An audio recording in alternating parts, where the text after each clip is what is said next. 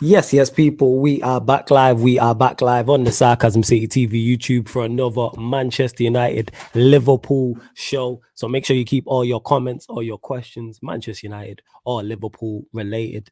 And first and foremost, make sure you bump up those likes before we get into that embarrassing defeat from Manchester United and the VAR audio that has been released from the Tottenham Hotspur Liverpool game. Like I said, bump up the likes, hit that like button immediately. Make sure you share this across all the socials, all them social media apps you are active on. Please share it across all socials. And on top of those two things, subscribe to the channel Sarcasm City TV, because we've been doing well with the likes, but the subs have been moving slow. And I know there's some new people here in the building. So get us to 8,250 expeditiously, people. Let's bump up those likes. Hit that subscribe button as well. I know the vast majority, actually, I can't even say that. I was going to say the vast majority of the questions will be about Manchester United losing to Galatasaray, but I know people have plenty to say in regards to the VAR. What's it called, audio being released. Ram will be here shortly. Eddie did message me. He said he's got stuff to get off his chest. So don't worry, man. The rest of the people will be here. But big up to Warrior J. I see you. He says, Flawless, I know your head is still hot over the performance that you saw. Would you say that was one of the worst performances you saw this season? I think it's the worst. Because of the way we gave up the goals. And we gave up 2 goals straight after we scored, and I called the second one. Like, we score, they score 5 minutes later. We go 2-1 up, they score 3, 4, 5 minutes, whatever it was, 3, 4, 5 minutes later. And it wasn't even great goals, it was soft goals. Onana with the short pass into Casemiro. Casemiro should really stay on his feet. There's no guarantee that player's going to score, but Icardi did miss the penalty. And then even then, after we get the lifeline, and I'm like, all right, cool. We're going to... You know what I'm saying? We're going to win this game, then we concede Amrabat for the third. Obviously, I'll get into the goals in detail, but Amrabat for the third goal. Why you could just go? Why are you pumping it long? Pass the ball back to Onana, but we move. Big up Stephanie G as well. Maya, I see you. Big up Daniel. Doncaster Rovers in the building as well. Yeah, of course. I said we have to win. United have to win those 2 games against Copenhagen, but even that's not enough. I think we're going out. I don't want to go into Europa League. Rather finish bottom of the group. Oh yeah, that Saeed picture, hilarious. Eddie, I've sent you the link. So if you want in, Eddie, the floor is yours, fam. I have. Haldane says, don't see how man are blaming the manager for today. These players have soft bellies. My sister's cracking up at your comment, Haldane. The manager has to take accountability. He has to take accountability because he picked the wrong team. That's why. Yeah, you could say, oh, we coached it. No, this is on you. This is on you. Like, what we doing? Goalkeeper, Onana, cool. Obana's in goal. Left back, it has to be Amrabat. Right back has to be Delo. Continuously playing Lindelof. That's on you. I'm saying Casemiro in the midfield, cool. Bruno should not be starting. So that's Lindelof, that's Bruno. That's 2. You know what I'm saying? Off the top of the head. Mount, okay, he wasn't good in the last game. You could argue he should have been dropped. So that's 3. Rashford definitely shouldn't be playing. That's 4. And then you're playing Bruno out wide when you got Palestri on the bench. You even have Anthony on the bench. Even though I didn't want to see Anthony, you could play players in their position. Is the manager most to blame for today? No. But this is a continuation. That's why I'm being critical. I don't look at this as this game is in isolation by itself. We've ample times we've seen these things happen. Us conceding soft goals, us conceding straight after we've scored. These are patterns. People talk patterns of play. These are bad patterns. Our mentality, and that stems from the manager. Because when we were resilient last season, who do we praise? The manager, and rightfully so, and we praise the players. So when it's all going wrong, it's not all on the players, it's not all on the manager. Where you want to proportion blame is a whole different conversation. Like, but is the manager blameless? No, because this is momentum. Momentum in football is a thing. Like having good form, winning matches, being confident. Same way if you're in poor form and losing matches, and you're in low confidence. Why is Bruno's not playing well in his position? And then you playing in wide right, and you have Anthony on the bench who's a right winger. You have Palestri who's on the bench who's a right winger. So you got 2 valid options there. What are we doing here? Playing Rashford left wing, who's not been in good form all season long. Mount, he was iffy in the last game. You take off Hannibal, who was actually doing okay. He didn't deserve to get taken off the pitch. Like, what are we doing here? That's on these things are on the manager. Playing Lindelof. I would have played Maguire. I said this. I would have played Maguire because he deserves his start. Fucking fly. Hey, large up Ram in the cut as well. Yes, Ram, what are you saying? You good? Yeah, man, I'm good, man. Sorry about the lateness. Oh, good. I was sorting out internet and everything was just frozen in it. But No, man, I you're here, know man. I know it's a tough time for you in it. Obviously, the loss against Galatasaray. I guess if there's only one positive, it is Rasmus Højlund looks like a 30 player. That's all I got to say on that. He does. 100%. He does look like a say player. Ryan's in the cut as well. I know, Ahmed, I'm not losing my voice. I'm just, my niece is asleep in the next room. So I'm trying to not be too loud. That's all it is. But as long as you can hear me clearly, which I'm guessing you can, it's calm. But let's see what else you lot are saying. Yeah, as long as you can hear me, that's what it is. And Warrior J, I've not actually heard the audio, but I'm sure Ram and Ryan will have their thoughts on the audio. I've read it. I've read what got said, but I've not actually heard it as well. Big up, you need Brizzy. to hear it. To be fair, it's crazy. Is it crazy? It sounds funny. It sounds funny. It just sounds funny. It's so funny. I was watching it and I wasn't even angry. I was just pissing myself. It was so funny. It's like joke, man, right there. And the words swearing at the end, honestly. They were swearing at the end. They had to obviously, bleep out the swearing. Because you can just like, oh, fuck. Like, do you get what I mean? And that's hilarious. And during the show, I definitely listened to it to LA man who said it's on him, bro. Nobody told him to keep playing the players that let him down, and that's also on him. You know what I'm saying? To Assad who said, flawless, sorry, but Palestri's not it. I'm not saying Palestri is it. Bro, didn't even play tonight, did he? This is the point that I'm making. Palestri's not the going answer. At Palestri and he didn't because I said that he should have started Palestri. Last time Palestri he probably should have though. He played well. So therefore, again, on merit, and then you play him until he doesn't play well, and then you rotate. Is Palestri the answer long term? No, I don't think he is currently right now. But does he deserve to does he deserve to be starting? Yes. Because he's the only right winger. He's the only player who's played right wing who's not got a fair shot. He started against Palace. He started against Bayern. And I think that's it in terms of starts. So therefore, give him a shot. Bear in mind, he did okay against Bayern and he played very well against Palace, like in one of the best team performance, clearly. So Palestri deserves his shot. I tell you this right now, he's a better right winger than Bruno. I'll tell you that much. He's a better right winger than Bruno and he's a better right winger than Anthony. So what are we doing here? Why is Bruno playing right wing in the first place? Because our manager idiotically signed Mount. That's why. Uh-oh. And then he quit, and then he figured out that these two can't play together in the same midfield. Well, of course, because they're the same. Can I ask you a question about Ten Hag? Yeah, like, I'm not saying for one second. I'm not saying like he should be sacked or anything like that. I'm not saying like you need to get him out or anything. But and obviously I know you're not Ten Hag out either. But like, if he was to get sacked tomorrow or today, later on today, could he have any complaints? No. Yeah, no complaint. That's why I'm not even to anyone who is to like Taza turned today and was like, "Yo, I'm Ten Hag out." I thought Taza turned like weeks ago. To be honest, no. He turned today. Like I'm not anyone who said it anyway over the past couple of weeks. I love to argue back and say, nah, but this, that, and you're giving people too much ammunition. The case against you is growing stronger and stronger. With game by game, day by day, you're building to the evidence case to get convicted. I'm saying like you are allowing for the offense, not even the offense, the prosecutor. That's the word I'm looking for. You're just giving the prosecutors more and more. And me as the defense, even though I'm not really the defense, I can't say anything. People are saying, making valid points, saying valid things. And I'm like, that's true. When man turn around and say, you spent X amount. It's like the prosecution's like, we got CCTV footage of you being in that place. And you like, and the defense is like, you did not tell me you were there, bro. Yeah. You told me you were there, not there. Last season, he gave me things to defend where I can go, nah, but this, that, and the third.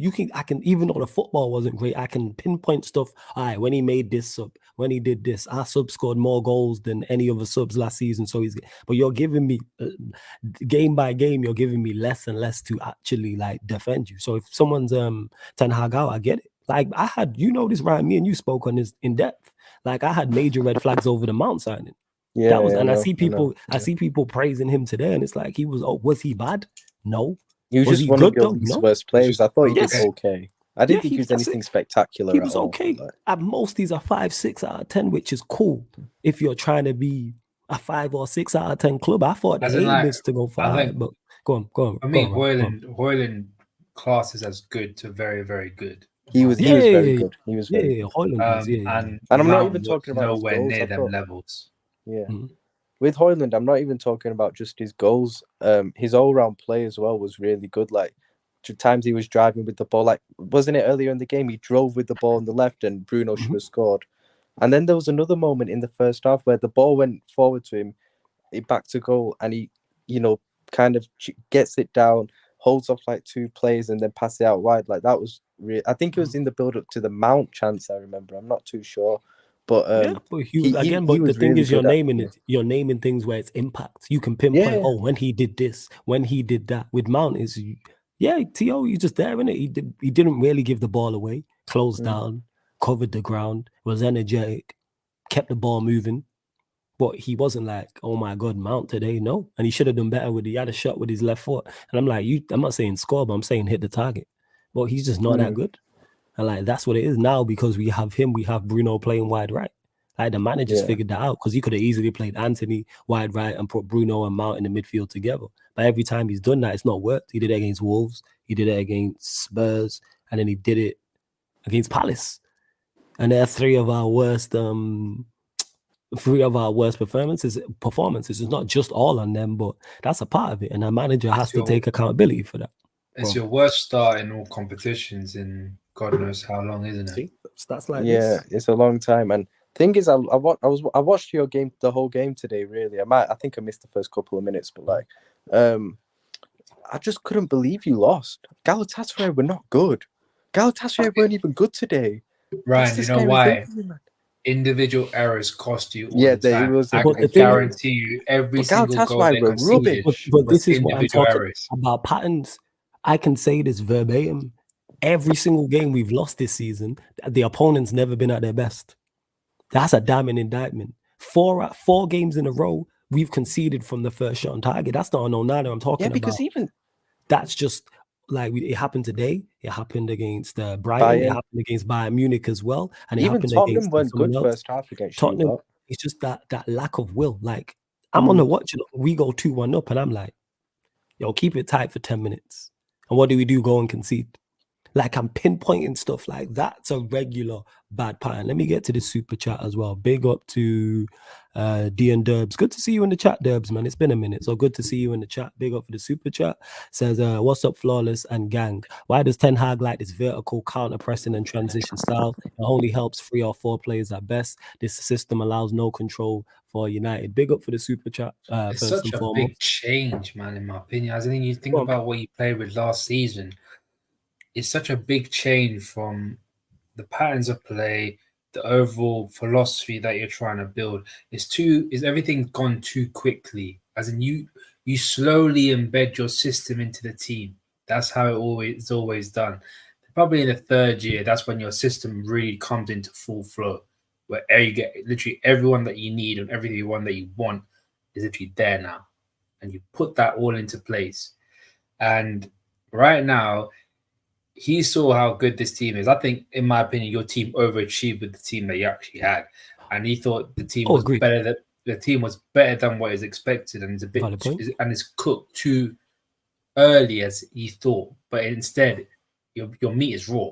Your meat is still raw. It still needs to be cooked in the oven. And the players that you bought, like Onana, Mount. Look, I don't mind the Onana. I still think you could have. You guys need to upgrade on De Gea. I think De Gea was at that point past it, in my opinion. Højlund, very good signing, especially the fact that he had 0 strikers that were competent at best. And Mason Mount was the obvious red flag, in my opinion. But he's starting to put pieces into place, starting to try and put the glue together, but the glue, it doesn't actually work with the pieces that you already have. No, because he made. Yeah, go on, carry on. Sorry. No, because I just feel like everything has gone too quickly. As in, the team was so accustomed to something last year that was winning that you got to something completely different that you thought would win, but it's not actually winning you games. And that's where the mistake happened, because I said this. He should have just carried on with what he did last season. He should have kept with that style, and he should have added players to that style. Yeah. You tweak it. Obviously, you don't like the same way Pep changes his style at City, but it's not worlds apart. The fundamentals are still there, but he'll still tweak it, like you said. And so he should have just carried on, get players in for that. Go the pace and power route. Defending deep and hitting on the counter attack was working, because at times we kept the ball. That's the thing is, That's go what get that's you. what Klopp did. Ericsson worked to an extent. Why not go get an upgrade on Ericsson? Like, for instance, De Jong, obviously not De Jong, but I'm saying he's a prime example of someone who's an upgrade. Yeah, there's on other him. profiles of players. Yes, that's the point that I'm making, because Ericsson worked to an extent, and that's when we had some of the goals we scored last season where we kept the ball, in particular the Arsenal game. Then it was the Arsenal when we beat them 3-1 at OT, and every player, I think, bar the goalkeeper, touched the ball or something like that. It was like a 20+ pass move. So you can do these things, but that's on him. But in regards to Ten Hag and the vertical counter pressing transition style, I think he's just made an error in terms of in the window, in bringing in certain players, and also with the style as well, and not sticking to it. All man had to do was stick to what it worked last season. So go at it again and like, all right, how do I advance this along? But you've gone to this energetic. You know what I'm saying? Because it's not even pace and power. You've It's gone energetic. Because Mason Mount ain't even pace and power like that. He's energy. He's just an energetic tryhard, basically. Like. Yeah, and it's like, are you really? If you're gonna get a tryhard, at least go get an athlete. Go You get need a Onana man from like Everton. Soboslai. You're right. Yeah, You need a man like Soboslai. Onana from Everton's a good shot. Onana from Everton. I said that also. Hey, you know what? He's right there. He's down the road. He don't cost a lot. You don't have to play him first team. He adds pace and power.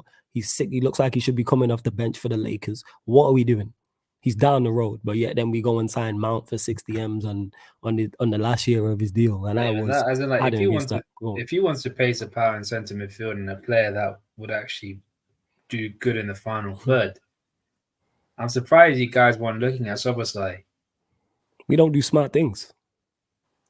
Fair enough. Yeah, that's what it is. But before we continue, over 100 people in the building. Big up to you lot. You lot are jokers, because I know if United would have won 3-2, won't be over 100 people there already. But salute. That being said, this show does good numbers, so I take that back. Salute to all of you lot.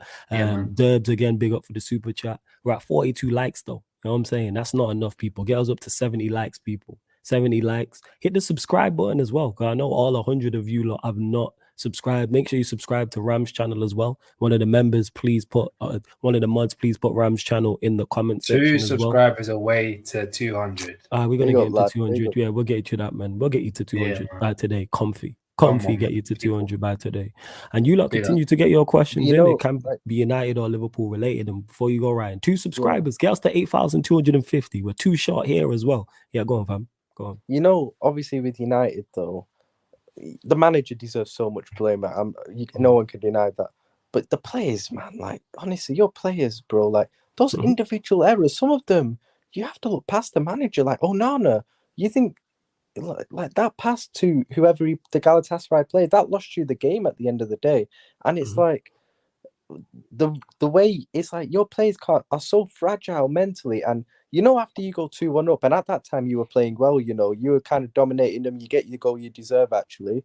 And then all of a sudden you're thinking, you know, you're 2-1 up at home, momentum's with you, you go and finish them off. But then the moment where I thought the game actually turned, and I saw, and I was like, oh, they still have, United might have to worry here, was when just after you scored the second goal and that chance happened when Onana parried the cross out and the guy shot just wide. I was like, that's just after you scored, and that all of a sudden that sets in nerves. Do you get what I mean? Not only in Onana but the rest of the team, and it also gives Galatasaray hope that there's something still in this game for us still.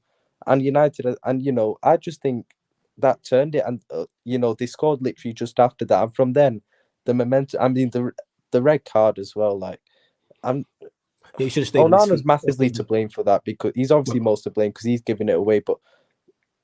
Casemiro, I can understand we're going in for the tackle, but at the same time, it's one of them because it's not really to blame. But yeah, because the thing is, he makes that challenge, they miss the penalty, and we win the game.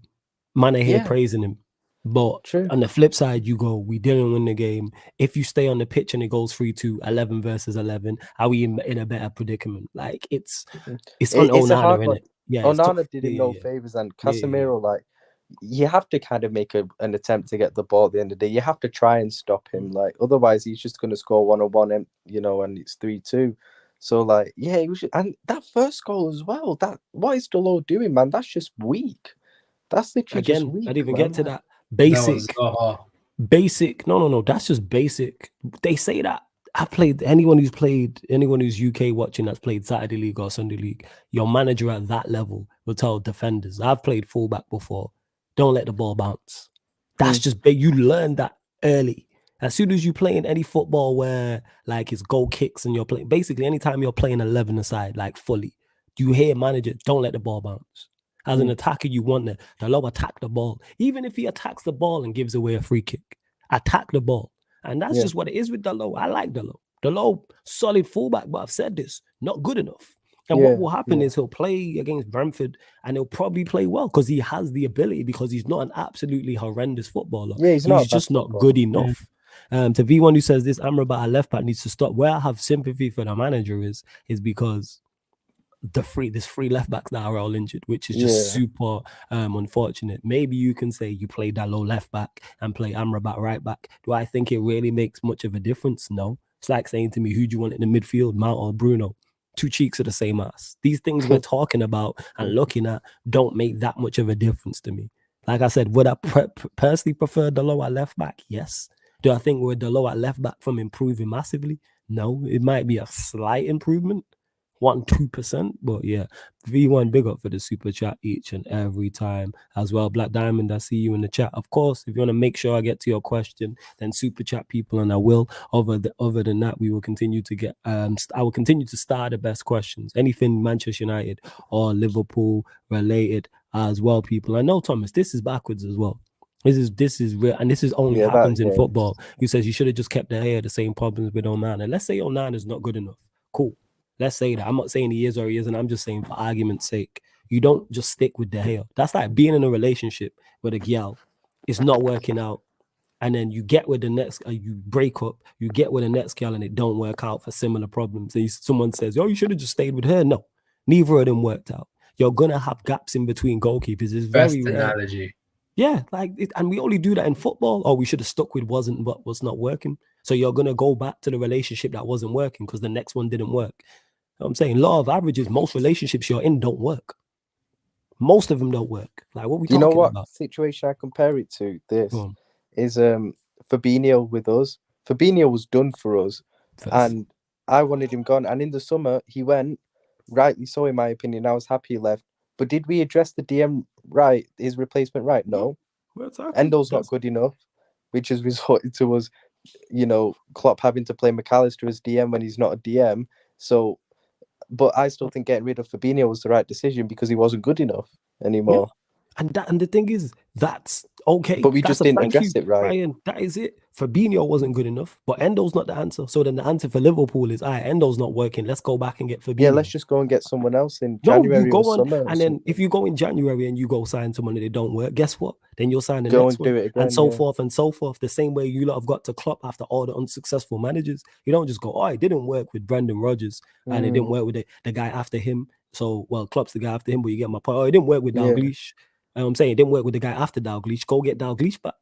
No, it's like your fans saying, some of them saying, probably shouldn't have got rid of Ollie because of this. I'm like, bro, Ollie was terrible, man. I'm seeing that. That's why I'm not hearing no Ollie prop whatsoever from people like Eddie in the cut. Eddie, I ask you, how are you outside of football? Are you blessed? All good. All right, love that, man. Love that. We'll get your thoughts on this in a second. Let me just get to the super chat as well. Big up to Legendary Villain who says, raw truth, Bruno, Dalot, Casemiro, Rashford, Onana should be bench players at United. We overrate our players. Top teams will slap us 5-7-0. When we're not playing, big up for the super chat. Bruno, like I said, best the squad player. Dalot shouldn't be here, said this. Casemiro still, even though he's not playing well, is still a top quality operator. Onana's not performing well, but I still need to see more. Rashford, I hear it off the bench. But we knew that. Well, actually, I can't say we knew that. But this is not you, Legendary Villain, but this is the same fan base that less than 12 months ago was talking about his title charge. It was February, March, when we was near the top of the table. You know what I'm saying? People was talking about, this is the same group with Onana, Højlund, and Mount added to it. And Amrabat as well. So this is the same group with more quality added to it. We didn't lose anybody major. And this is the same group. This is the same group that people are talking can win, go and challenge and win the league. You know what I'm saying? Just a couple months back. See how quickly things turn around. And I was told, you're wrong. You're being negative. Why can't we challenge? Because we don't score enough goals and you seeing it. All that's changed now is Rashford's not scoring and Højlund is. That's the difference now, in particular in the Champions League. because Hoyland scored 3. He scored 3 goals now in 2 games in this competition. But big up for the super chat legendary villain. Eddie, the floor is yours, man. I know you got plenty to say, so the floor is yours, my guy. He has to go. Talk about I it. hate saying it. I don't know how you can lose such a grasp on your team in a matter of 18 months. I sincerely don't know. It started with the Mason Mount signing. It started with the types of players we were linked to. It started with the press conferences. And I didn't want to bring the press conference into it, but when you have a guy who says one thing at the press conference and does exactly something else when it comes to the pitch, you have to ask questions about his integrity as a manager. Because one thing I've seen about managers who are really on shit, they're consistent. People might hate Klopp, but you know you're going to get the same Klopp day in, day out if you ask him certain kinds of questions. They might call it attitudey. They might call it disrespectful, but you know what you're going to get. And I think as a manager, you have one job, and it's to instill a level of culture in your squad that has everybody buy into it. Now, you might have prima donnas like a CR7, right? You might have players like, I don't know, a Sancho. But what you have in those instances is a manager who has principles, who has a direct line of communication that gets all of his players, even the academy kids, to buy into what he's selling. It's funny because I saw something, and maybe it's minuscule, I don't know, but I saw something that like this top flight youth prospect that we have at Manchester United is actually going to go over and sign for Manchester City now. And I'm stuck just wondering, what have you done to establish an academy culture, a club culture, and an overall culture at the club, Eric Ten Hag, in these past couple of months? Is it you or is it these players that you signed? And I've seen Martinez get injured, and I've seen the effect it's had on the club. And I'm just wondering,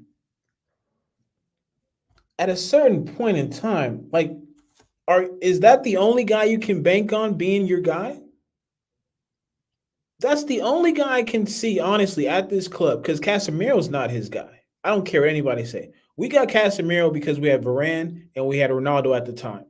That's not a Ten Hag signing. That does not count. He wanted money. He wanted to get paid. Manchester United was able to foot the bill at the time. So we'll eliminate him off the books. You brought in Malacia. They say he's young. I think he's actually like 26, he's like 24 or something. 20 or something like that. We've seen him in moments, but we've seen his erratic play lead to him not being able to consistently provide an option at left back. Let's go to, I want to say, Onana. And again, with the Onana thing, I struggle with the Onana thing because of this situation. I saw him play last year. I saw the type of man that he was in between the sticks. I saw the type of character that he brought to his club, how he held players to an account, and I saw him actually get voted into FIFA's top goalkeepers for the season.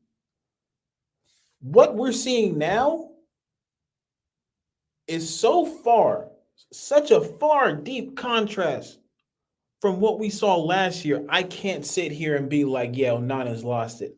I just simply think that the way this manager has set us up, it has screwed Onana over because, to be fair, we don't have the players on the wing who can actually receive a ball from him.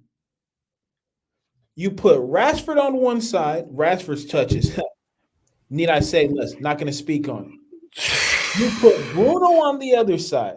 The only one who can receive a pass from Onana is Hoyland. And even that's a tall ask for a guy to always receive the ball with his back to goal. Constantly be the outlet. At chest height as well. His chest height. You're asking him to with a guy on him to bring the ball down like he's prime drug or sugar off a centre back or two and then play the pass. Nah, And it's not his game. I think we've talked about it enough. We saw what Rasmus Højlund's game is. Put him on the wing, let him drive the ball at people and force them to fear. Sure, he can play the striker position, but when you look at both of his goals, he had the space. He actually carried the ball by himself, got past the defender, and dinked it over the goalkeeper. Yeah. Did. And on top of that, even the goal that got ruled out, that was a striker finish. That was a striker finish. He took it really well. So he's a very fluid goal scorer. We can put that into context. I've said this every time he's on the pitch. I think he's gonna score. Every game he plays, that's the biggest compliment I can give him. Kind of like with Liverpool with their attack. That's more so their attack. But I look at their attack when Liverpool are playing and go, yeah, they're going to score here. Like Højlund is the only attacker we have that I look at right now and go, you're going to get us a goal. Everyone else, I'm like, yeah. And then I didn't speak on the past, but you're going from flows yours. I was always, the entire time I was watching that game, I was scared with the ball on his feet because of the decisions he was making. The entire game. The one time it came back to bite us in the ass was the one thing that tipped the scales totally in their favor. It was a 50-50 game due to us. Not because of how brilliant they were, but because it is so shocking when Flawless can come on here after we get a goal and tell you we're going to give up a goal. And just to clarify, I am no footballing genius. You know what I'm saying? And I can see. He doesn't have a super stream that points it out 30 minutes before. No. I'm calling it, yo. But like, don't concede. You have created a culture, Ten Hag, where that is okay. Because I see the same players get picked in and out. Like I said, if we lost the game playing 11 kids, I'd have more respect for you than for you to go out and put Anthony on the pitch. Yeah. You put Anthony on the pitch. Are you serious? Yeah, he did, man. Man brought him back and I was like, yo, we're bringing him on to do what exactly? I don't get mistaken, he's a better right winger than Bruno, but that's not saying much. That's his guy, though. Remember, that's his. Yeah, guy. We know it. That's why I wasn't surprised. Like the fact that, and I'm saying it's in an Ajax kit. And you know, I've retrofitted my mind to say I didn't buy it because of him. I bought it because the kit slaps. Oh yeah, the kit's fire. The kit's fire, 100%. Kit's fire, without doubt. He has no control over this, or he has a false sense of control. And what we're seeing is a man embarrass himself at every opportunity. He has to go. I mean, and people can say if you sack him, where do you go to next? That's not my job. When did y'all pay me to find managers for Manchester United? Did you start? Did y'all start putting in super chats? You know what's crazy? People say that to us all the time. Oh, if you sack Ten Hag, who you gonna get? Well, just wait for those Deserby shouts. Yeah, they do it with players as well. Oh, who we gonna get? I am not a footballing scout. Guess what? If you really want to know, you know who I know can tell you. Jez in the chat can tell you players. Ram can definitely tell you players. Kaneki can definitely tell you players. Strasbourg Steve, get them for. Talk to them for. You know what I'm saying? Guarantee if I say to Ram right now, hey Ram, give me an 8 that plays somewhere outside of the Premier League that does this, this, and this. He gonna give me a list. He gonna give me a list, 100%. He gonna give me a list. Same way do you need, bro? See, same way Kaneki will. Strasbourg Steve could probably tell us anywhere in the world. Shout out to him. Same with Jez. Even there's players these man have mentioned that I've not known about, and then they popped up later. And Jez was like, "Oh, this is such and such." I was talking about big up Tory. You know what I'm saying? Big up Tory in the chat as well. Don't worry, I'm starring some of the. I'm just saying, even Ryan could help out. The thing is, he could. So could I. I'm limited. Because I can spot here. How can I know? Hey, you know what? Madison's in Leicester. Go get him. How can I spot that? Go. And people told me, nah, Bruno's better. And credit to the brother in the chat. I'm sorry. There's a reason Galatasaray I started that. See, that's why we're on the same wavelength. There's Let a me get to this because people are moving funny. So big up to this. If I butchered your name, I apologize. He says, "Why are you guys embarrassed? Galatasaray is a good team with good players. You are not awful. Galatasaray was better. It's not the reason why it was an embarrassing defeat. awful. Let's say hypothetically it's true because I don't want to go down the wrong lane in regards to it. Let's say this is true and Galatasaray were phenomenal today and they deserve the win. The reason why it was an embarrassing defeat is not the opposition. It was our performance. I've seen Manchester City are the best team in Europe, without doubt. I've watched us lose to them 2-0. Was it last season or the season before? I think we lost. When they treated You it know like the a game. training session. We lost 2-0. They were the best team in the country at that point. It was embarrassing, not because it was Manchester. There's a way to lose matches. If you lose matches and you're try hard and you put in effort and you apply yourself and you fall short because of the quality, you'll still be annoyed as a fan. But you go, you know what? They were just a better side. I've seen Manchester United at times just get beat by better sides. Forget scoreline. You know what I'm saying? I've watched us lose to Liverpool at points and I'm like, they're a better side, but that's embarrassing. There's certain points, forget the big results. I'm talking times when we've lost like 2-1 and 3-1 and 2-0 and things of that nature. Forget the scoreline. I'm talking about our performance.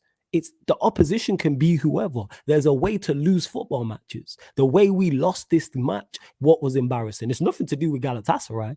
Again, if you're confused because you're new here, Amit, that's cool. And I appreciate it. I don't know if you're a Galatasaray fan. Always good to see new people in the chat. But ask questions. It's nothing to do with Galatasaray.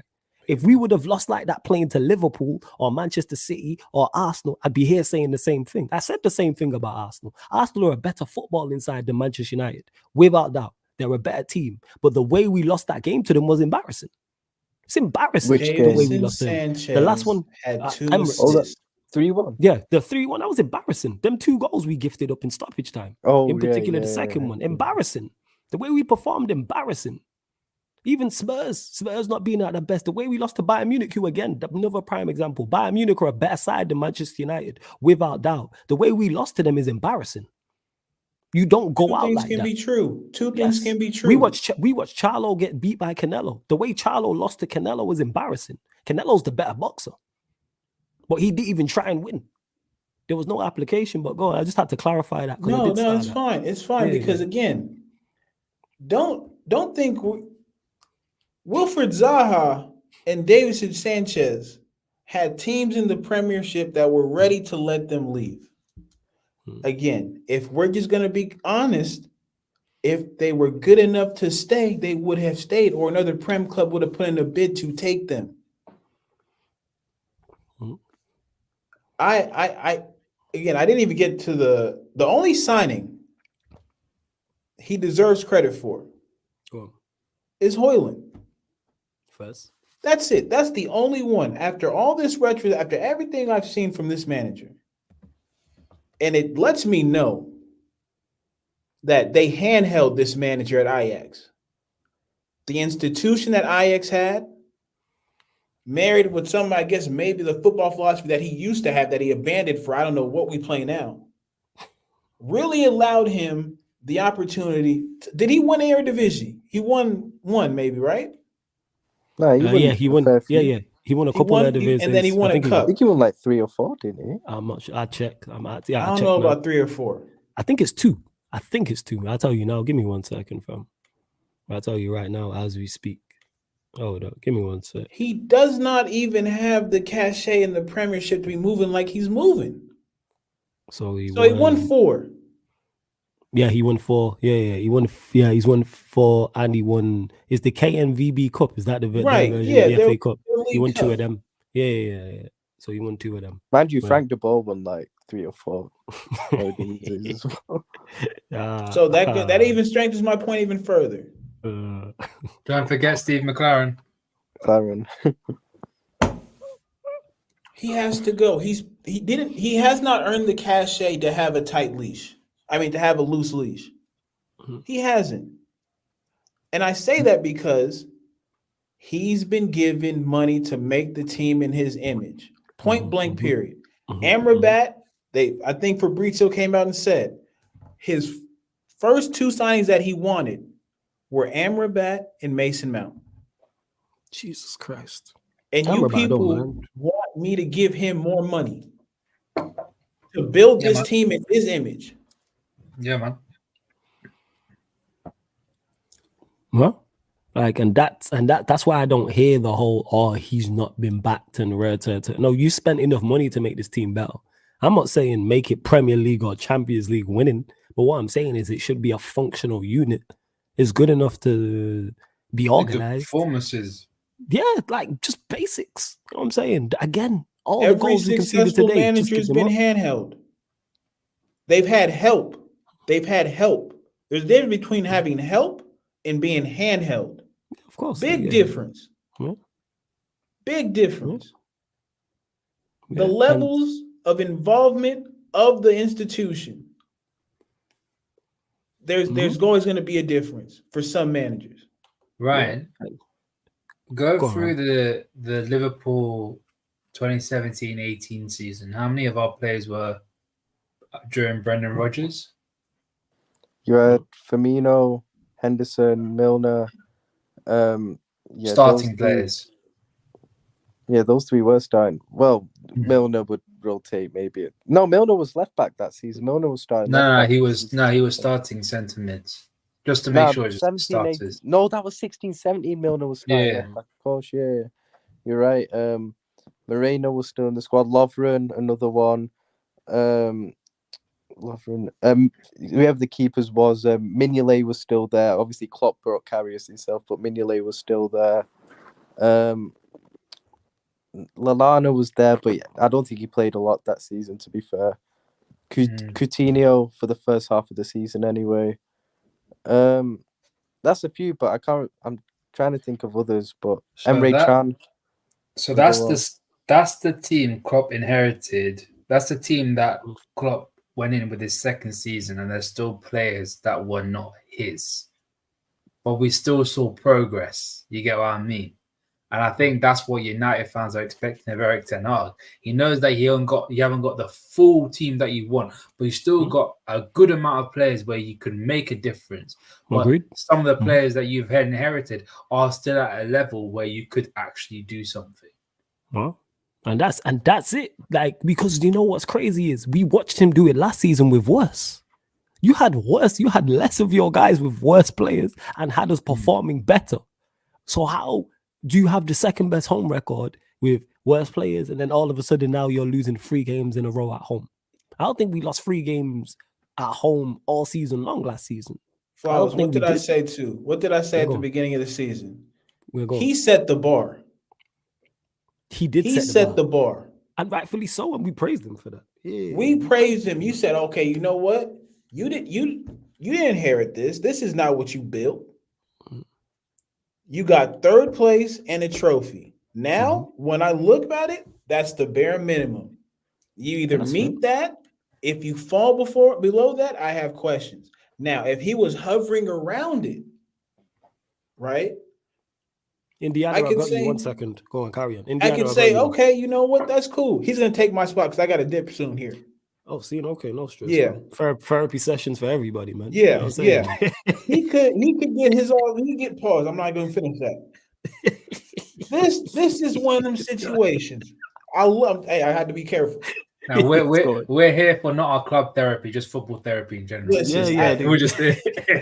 It's like, because I'm in the office building. I couldn't scream while the match was actually happening, so I had to, I got to get into it. I had to get to a silent room to do it. So I'm shocked at the total just what's the word I'm looking for here? Dissolving. Just everything he built up going to shit by his hands and his hands alone. That's it. That's what I keep saying. And just to clarify, because I know Victoria Cam asked as well in regards, am I Ten Hag out? No. And no, he's not, but I am. I am. Eddie is. And the reason why I'm not, because my head is still hot, people. So I'm not going to make, and it would be emotional for me to talk on this in regards to, I need to die. I'm still disgusted after what I've seen today. I haven't felt this bad about a defeat since the Sevilla second leg.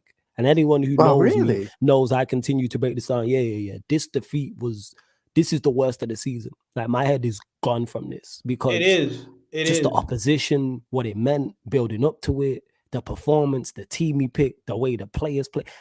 Everything that could have went wrong in this game, Ryan, went wrong. That's why my head is hot. Oh yeah, and Galatasaray give us every opportunity to win the game. They could have helped us more. They could have helped us more. I would if Copenhagen, like let's say we play Copenhagen soon here, right? Let's say we play Copenhagen soon, and they play respectable football, and we end up losing that match. I'm okay. I'm okay because they played. Galatasaray were actually there to be smoked. But unfortunately, we have a captain who I think is a 99 overall in invisibility. I can never find him when it matters most. We have overpaid players who lack accountability. That's on the manager.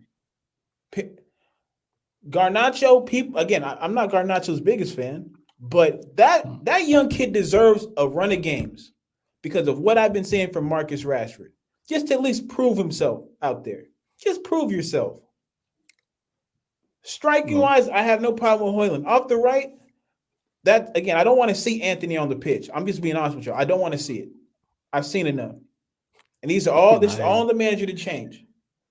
So I'm gonna let y'all get to it. Indiana, go off, do your thing, boss. Ryan and Rams, appreciate y'all as well.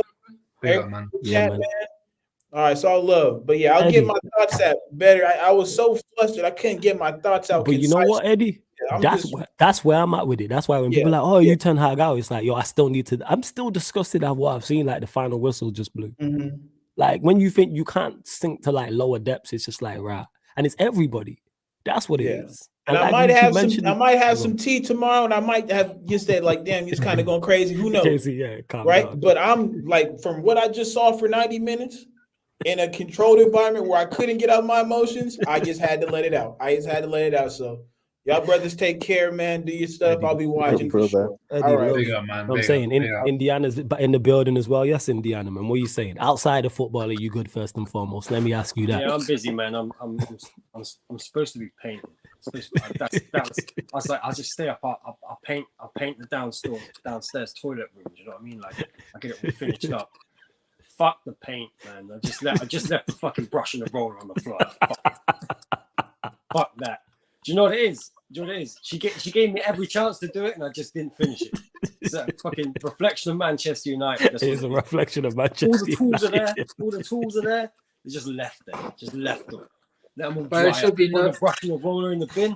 I'll buy a new one and I'll start again tomorrow. But Indiana is nothing new for you guys, man. I mean, that's what you've been like for the last 7 to 8 years, though, no? Ram, before you start defending Liverpool, make sure they defend the title and then we'll go back. I love how consistent Indiana is with that. All the time I see that pop up in my timeline. It's such a good fact. They come so heavy with it, and then it's such a big fact. It's like, yeah. Yo, Indiana, I thought you'd be happy today, though. You've got a striker, man. Indiana's obsessed with strikers, you know. You've got a striker. You got a striker now, man. Inside, forward, false 9, could be a 10. A striker who doesn't score goals type guy. Give me a fucking striker. Give me a guy who gets the ball, holds it up, can spin people, and put it in the back of the put it in the net. By the way, a striker. Imagine that, a striker who can score fucking goals. Fucking nuts, isn't it? It's driving me mad. The whole thing is just mad. I don't know why we bought a goalkeeper without finishing our front line or the midfield. Like, why did we spread it so thin? It's so thin. I think that's fucking mad, for one. And for years, people were talking to me about individual brilliance. It's bullshit. Do you know why? Because I can't find one single player who's fucking brilliant. So where's the individual brilliance? No, I'm serious, man. I know you're serious. It just sounds funny what you're saying, but you're serious. Like, go on, carry on. Fucking brilliant. Yeah, there's no moments of brilliance from these. Like, actually, I say that Højlund today, innit? That second goal was something like that. True. That's very true. The second goal today. You were talking about Bruno. I was just speaking to Terry about it. Like, he's just burnt out, man. That guy, you reckon that's what it is? You reckon he's burnt out? Every game, he's 30 years old. Internationals as well, by the way. Is he 30? Jesus. Yeah, Bruno is not 30, bro. No way. No Yeah, he's about way. 30, isn't he? He's closing in on it. I know he's around that. You know what? 30, yeah. Holy He's shit, around he's it. 29. Oh my Yeah. god. Exactly. And Ram, is he 30? Is he 30 like this year, like coming up? Nah, Is it nah, like he this time just of the year? turned 29. Oh, he just turned 29. Okay, That's so it'll be 30 by the still- end of the season.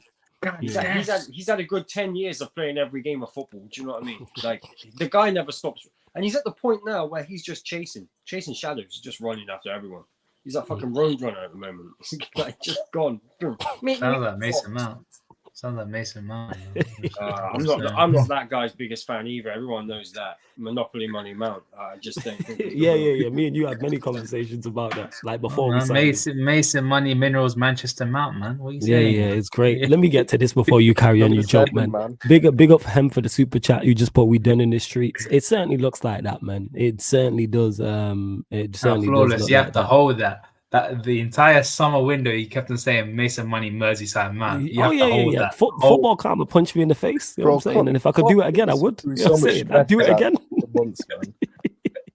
I'd do it again. Like, I'm fully aware that that football karma smins. You're a sucker for pain, bro. You get me?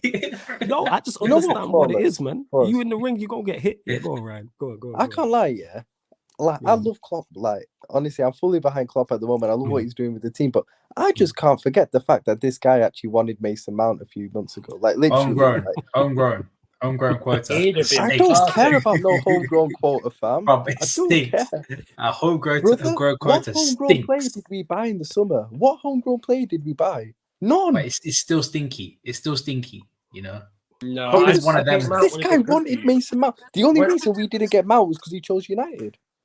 Yeah, but everyone wants the bigger club. The point is that hey man, Gakpo Nunes, yeah. Who did Gakpo Nunes choose again? You got Gakpo is because the Glazers said no.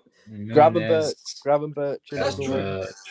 Van Dijk, Mane, McAllister. I could go on. You got all the good stuff and no defense of a title. So my point here is that if you go, you're not competing for a title anytime soon, bro. I'm just saying. You know the big difference, apart from the fact the managers are miles apart, in my opinion, is what he has done is got a load of firepower, different ways of scoring goals, different ways of winning, creating, finishing. Like Gakpo, I love that guy. I think he's brilliant. I shouldn't say that about a Liverpool player, but I really like I think he's a great footballer. Oh, he's torn his MCL, just to let you know. No, he's only out for like 3 weeks. That's not why. No, he's only out till the Everton game. The point is, Ram, I think you were on the stream on the football terrace when I turned around and said, like, I think Jota's a great signing. I think he's a great. He called it from the start. Yeah, I could know because he's a good finisher. He pops up and scores goals. Like he's the poacher. Goals. He's a poacher. He is, and then you've got Timo Scouser and Mo Salah and all these other forwards that can score goals. But my point is, goals get you out of trouble. Yes, so they do. When you look at Man United, right, and you look at like 85% possession or whatever it may be, you can do whatever the fuck you want with the football, and you can keep it. You can give it a cuddle if you want, but if it don't go in the back of the net, you don't win in the game. Yeah, facts. You know, I don't care if Man United got 2% possession, as long as it was those 2 touches that went past goal. Win the game. Yeah. Because people love to do that. I want us to dominate the ball and rotate. All right, well, we dominate. Yeah, we dominated the ball against Palace and still lost the game. The most important has like 5 touches a game and scores a hat trick. You know what I mean? The most important stat is the stat on the top left-hand corner of your screen. That is it. That is it. That is legit. Let me get to this super chat as well from me 3099. Big up for the super chat. Appreciate it. My guy says, I'd back Hansi Flick to save your club. Big up for the super chat. In regards to like next like manager after Ten Hag, I've not even thought that far ahead. I even processed tonight. Tuchel get sacked from Bayern. I've not even processed this. You know what I'm saying? Like this game that's just gone to be talking about future managers. I'm just, today was just disgusting. That's the word I used. That's why I just tweeted out and I just put disgusting in capital letters because that's how I felt. But Indiana, like on today, where are you looking at it? Where are you at with the manager as well? Is it Ten Hag out? Are you Ten Hag in? Are you somewhere in the middle? Like, what are you saying? You know me, Flawless. I'm not in or out, despite what you may think. No, I'm genuinely not. I'm just like, I think it's the same issues with players. A lot of them, because a lot of them are the same players. Mad that, isn't it? Mm-hmm. But I think also the manager's also getting a lot of things wrong. So,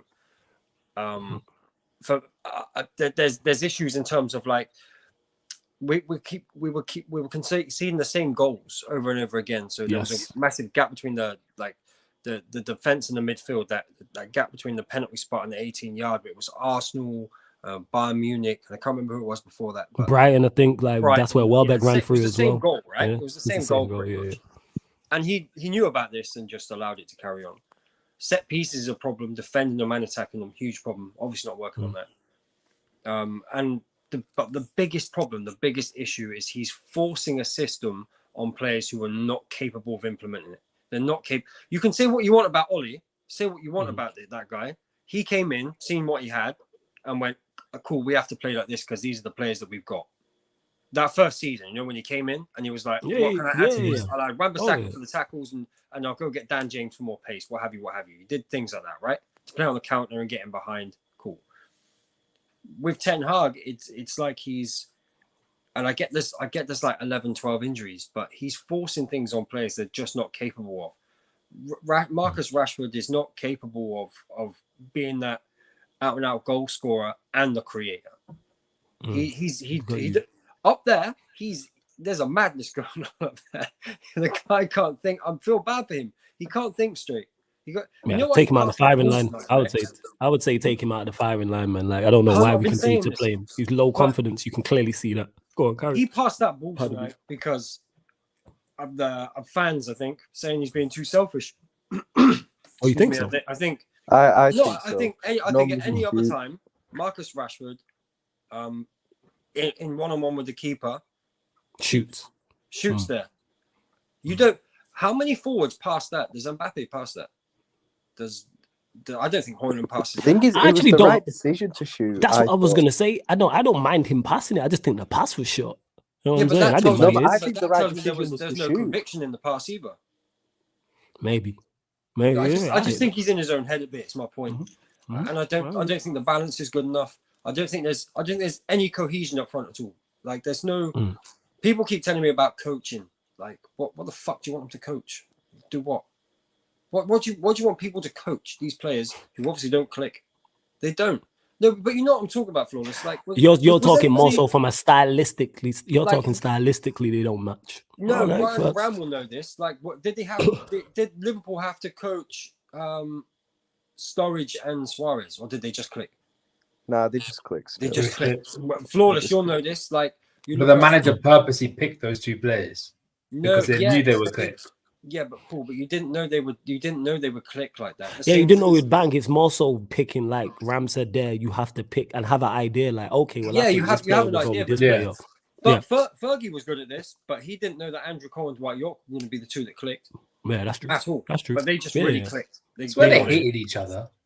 No, you're thinking of Cole and Sheringham. No, that was Sheringham, wasn't it? Yeah, York and Cole are good well friends together as well. By the way, they did.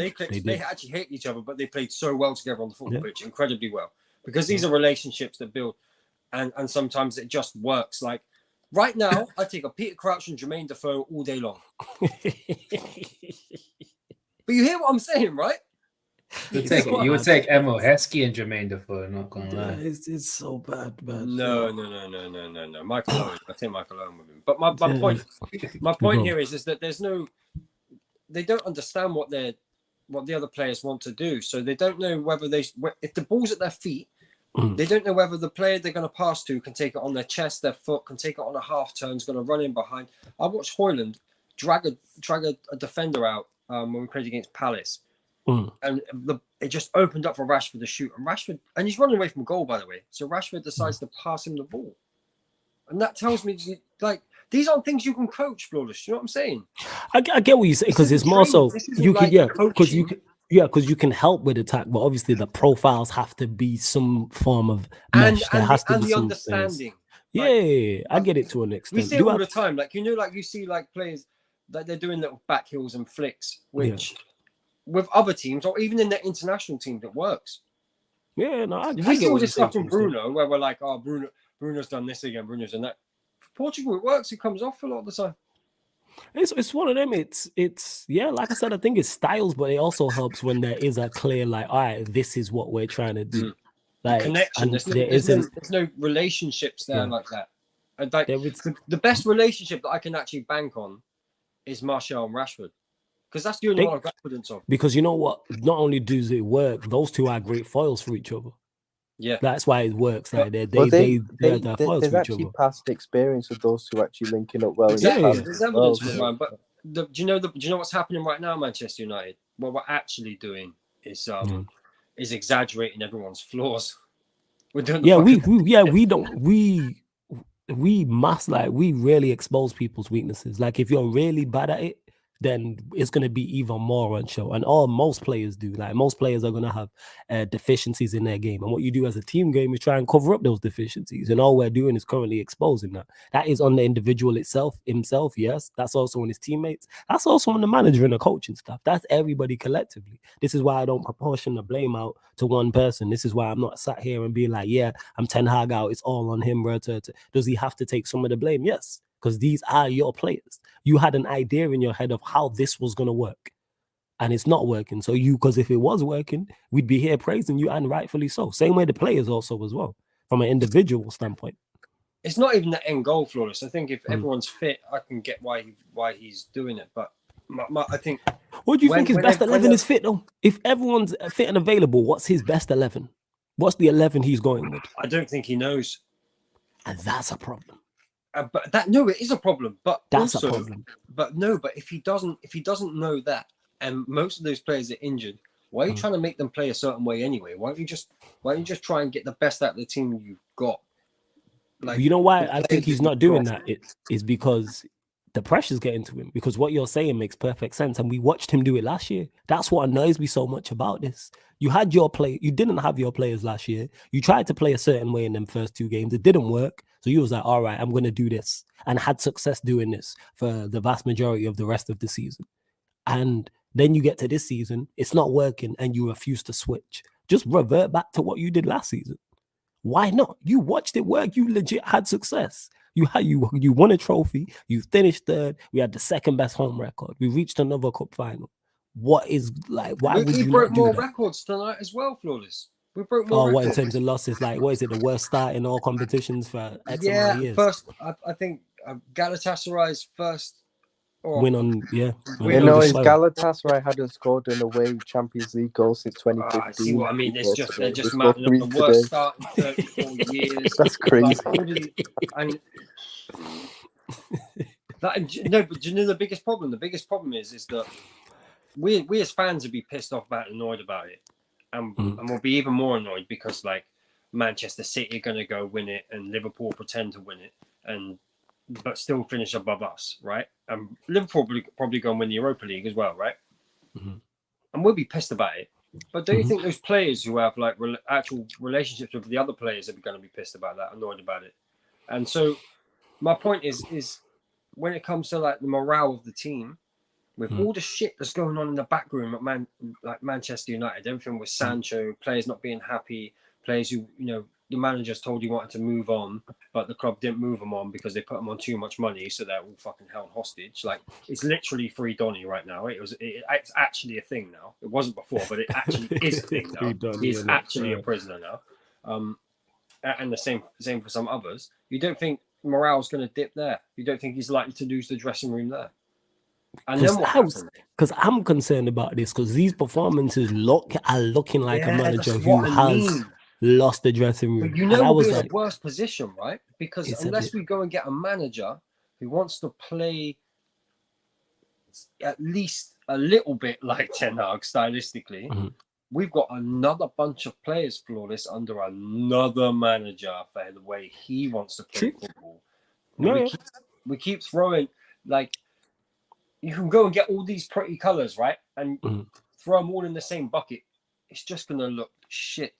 It's going to look awful. Yeah, 100%. You're right in that. That's why I'm not sat here saying, all right, go and sack the manager. Tan just said, I think he's lost the dressing room already, which, again, these performances are looking very telling. If that is the case, the club can only do two things. One, sack him now. Or two, give him a new contract now. Because the club either have to show that they're going to move on quickly and get it sorted, or that they're backing the manager to the end, and actually you players have got no power at all. I hear that. It could be like that Brentford game. If if he loses that Brentford game, people gonna call for his head. You know what I'm saying, I'm not saying he'll get sacked or he should be sacked. I'm just saying if we lose that Brentford game, like that's gonna make it very tough. I think if you fail to win your next Champions League group game, I think he's gone. Because then it becomes very, very, very hard for you to progress. Copenhagen, Copenhagen at home. That'll be a big final nail in the coffin. You have to win your next game to progress from the group, I think. No draw. Not even a draw. He's literally he's walking the rope right now. He is. But before we continue, over 150 people in here. Big up to each and every one of you lot. At 82 likes, like check 1212, like check 1212. Let's get us up to 100 likes, people. Let's get us up into triple digits as well. You know what I'm saying? And hit the subscribe button also. Sarcasm City TV, man. Hit the subscribe button, hit the notification bell. Make sure you subscribe to the Ram stand. Subscribe to Ram's channel. One of the mods. He's one subscriber away from 200. There's over 155 of you lot in here. Go subscribe to Ram's channel. Don't worry, we're going to get into the Liverpool stuff as well, people. Obviously, Manchester United is just the main talking points as well. And I see some of you lot in regards to some of the comments. And Alpha saying here, Mason Mount was United's best midfielder for the second time after Crystal Palace. Let's say this is true. That is the fucking problem. That's why we are where we are. Because Mason Mount is arguably our best midfielder. And I've used Bruno. Normally, it's Bruno's name in this. You replace that, and people say, oh, where would we be without Bruno? Where would we be without Mason Mount? Where would we be without player A, player B, player C? If such and such a player is your best player, which let's say for argument's sake, I can hear this tonight, that Mason Mount was our best midfielder. Look at the performance. Probably 3-1 up. Yeah, look at the performance. From not just Mason Mount, I'm saying the team. If he's the best, he actually did well tonight. I have to be honest. He was okay, but the point I'm making is, let's say even if he did well, look at the performance of the rest of it. If he's playing well and that can't drag the team to play better, what happens when he plays average? What happens when he plays below average? Because if a player's playing well in a poor team, you know what I need you to do? Geez, like we weren't good today, but the impact there, like Casemiro did that so many times last season, where the team didn't perform well, but his individual performance was what helped us. I mean, it wasn't necessarily with a goal or assist, but his just performance overall. Like even the Chelsea game, I remember vividly because the level of the player at the end of the day. Like, naturally, if your best players perform, you're gonna win. And when Casemiro was like that, like I remember vividly the game against Chelsea when we beat them 4-1. Did we play well in that game? Absolutely not. Casemiro was phenomenal though, and we ended up winning the game 4-1. That's the difference. Is him playing at 8, 9, 10 out of 10, wherever you want to rate him, it's us winning the game. Rashford, even though he's mad off form now, when he's on form, he's the type of player who is going to win you a game. He helped us. People can criticize him all they want. Fully hear it. Fully deserved. Should be dropped. But last season, he carried our attack. People don't like it. He carried our attack. We scored 58 league goals last season. He got 18 of them. You know what I'm saying? He got 18 of them by himself. Like, never mind how many assists he got for others as well. Like, and we see now when he's out of form how our attack looks. This is why we don't. I think we scored 2 today, but take out the Champions League games, we don't score goals like that. But yeah, it's definitely so yeah, that's not what it is in regards to Mason Mount was our best. It's not a positive. The fact that he's our best midfielder is not a positive. I'm telling you that right now. He was Chelsea's best midfielder, and they finished 12th. Let's put it into perspective. We watched this guy play. And that's arguable, but yeah, we move.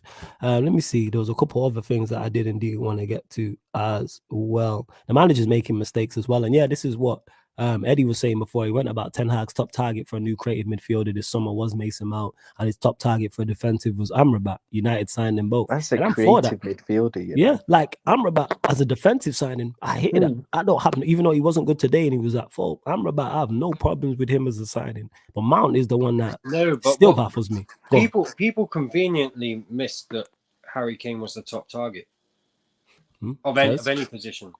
And I think if you just watch football, look what Harry Kane gives you. Not just creative. And actually, again, look at players like Marcus Rashford. And you don't have to rate him that highly to understand what he will give you. If Harry Kane can drop deep, you can get Marcus Rashford in. We've seen it with Son, right? And you can argue whether one's better than the other. It doesn't matter. But if you miss out on your top target, a key player like that, and then you get given a 20-year-old who, don't get me wrong, I really like Royland. I think he's going to be a top player, but it's a gamble. Absolutely. It's a gamble. And also our signings were spread out across positions. we could have got away. Our defensive record was quite good last season, and I think we could have got away with keeping De Gea and spending that money on another wide forward. If you're not going to get Harry Kane, definitely need another attacker, right? Definitely needed another attacker. It makes 100%. Exactly. So you just spread across the whole team, and have we actually improved anything? Really? That's a question. Has Onana improved us? Because pretty much stayed the same. He just does long balls more accurately. Yeah. And the players, it doesn't matter how accurate they are, the players can't really control the ball anyway. Yeah, it's pretty much stayed the same as. And Kofi says, right? Yeah, it's too early to talk about Amrabat. Today he was poor, but I'm not against him as a signing overall. He's gonna have poor games, and he is playing out of position. He wasn't solely at fault today. Did he have a good game? No, but he's still been. He did. I think he had a good game today. Now you see him diving in. He got done he gave away the ball for the third and got done for the second. In regards to the dummy diving in. I think his all-round game was good. I don't think he was. Oh yeah, don't get mistaken. Yeah, but I'm saying them critical, just pass the ball back to 2-2. Just pass the ball back to Onana. Let's be honest. Like what Dalot did was criminal for a defender. I'm not sure what he was defending. I have no idea what he was defending there. Probably a league title, but I'm gonna use that. I'm gonna quote Indiana when I do that. But that being said, speaking of Liverpool, we'll go on to Liverpool because Ram was on the United Chelsea Spurs show. He dropped in last Saturday. Was it Sunday or Saturday? It was Sunday. When was Saturday? It was Saturday. Yeah, it was Saturday. Yeah, it was Saturday. Ram dropped in with me and Jez on that show United. So make sure you check it out. And was very upset personally with me. I don't know why. Like I was the PGMLO. Or you saw the message in the group chat. But so what messages? Yeah, Stroh's a hater as well, but big up to Stroh each and every time. But let's go there because the audio has now been leaked in regards to the Spurs Liverpool game. So we'll go. It didn't get leaked.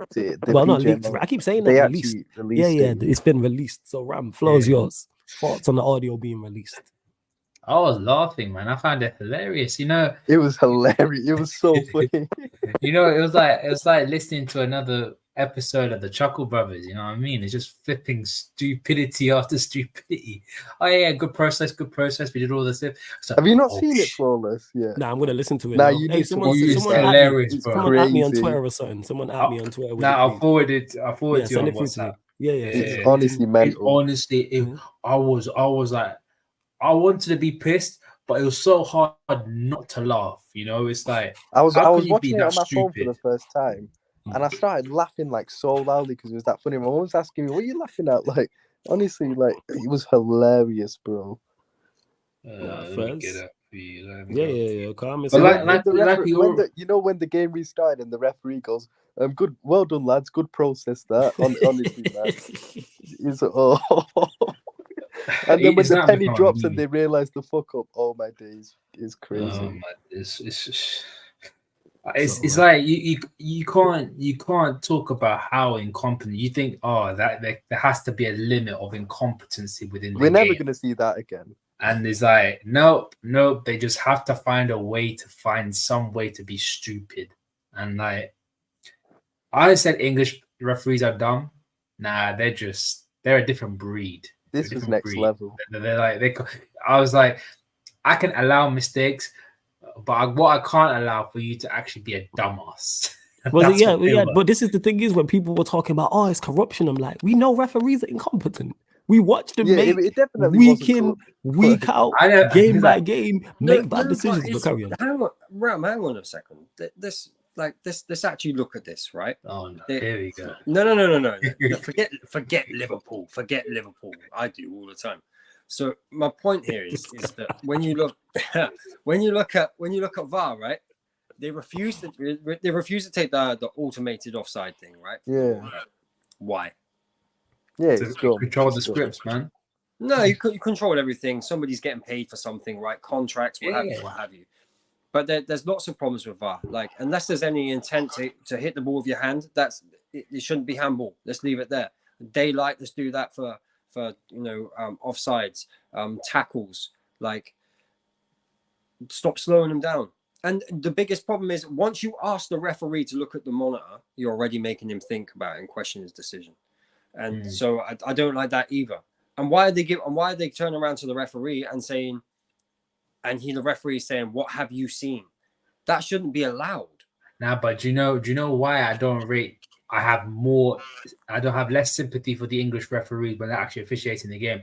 Because in Europe, when they are told to look at the monitor, the referee's like, okay, what do I have to look at? And then they see the thing and it's like, are you sure that's it? Because I don't think that's enough for me. And then it's like, in our opinion, we think that's enough. And I was like, and then they're like, no, but for Ram, me, that's over mine. here they're explaining what they've seen. I think this has happened. Yeah. They're saying that to the referee. So then that influences the referee's decision. And that's something that I don't like. I'm old school. I like to blame one guy for problems. Do you know what I mean? I'm the sort of guy who will go to a shop and buy something rather than buy it online. So if it's broke or it doesn't work, I can take it back and shout at the person and get my money back. That's who I am. And that's why I like referee. And that's what's happened. All that's happened with VAR is they've turned around and everyone's gone, VAR is the problem. VAR's the problem, not the referee or the man behind it making the decisions. Everyone's going, VAR is the problem. No? Is that not what's happening? I mean, because VAR's not the problem. It's the referee. It's the people that is using it. It's the humans that are using the all technology. VAR is a replay. It's a screen with a replay. That's literally all it is. Like, Yeah, I just watched that. That shit's hilarious. it's crazy. It's like, I'm like, You're like, oh fuck! It's on side though. Oh, delay. Oh my god. Delay the game. Delay delay it. Ollie saying delay the game. We can't do shit. Oh my god, it's blatantly onside. That's Bro, is that watching? No, is but that Swallows, did you see when the guy went after the game restarted? Wait, are you happy with that decision? Go, yeah. Like, I'm just like, like VAR gives you all the tools you need to make correct decisions, and you still mess up. That's just what it is. You just mess up, man. You could give someone, you know what I'm saying, the best possible equipment to fish. You know what I'm saying? But if they're a bad fisherman, they ain't catching nothing. That's just what it is. This is what it is, man. Bro, the guy who clocked onto it first was the least qualified guy there. He was the replay operative. He clocked onto it first. He's the replay. He clocked onto it first. Levels of incompetency, like I say, ceases to amaze me. Honest to Oh God. my word. Oh man. No, but that's what it's become about, isn't it? Protecting the referee. It's not about what's right for the game. Like, Is that all mates, isn't it?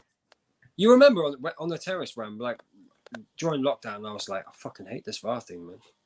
I can't stand it. Like, I hate these men with VAR.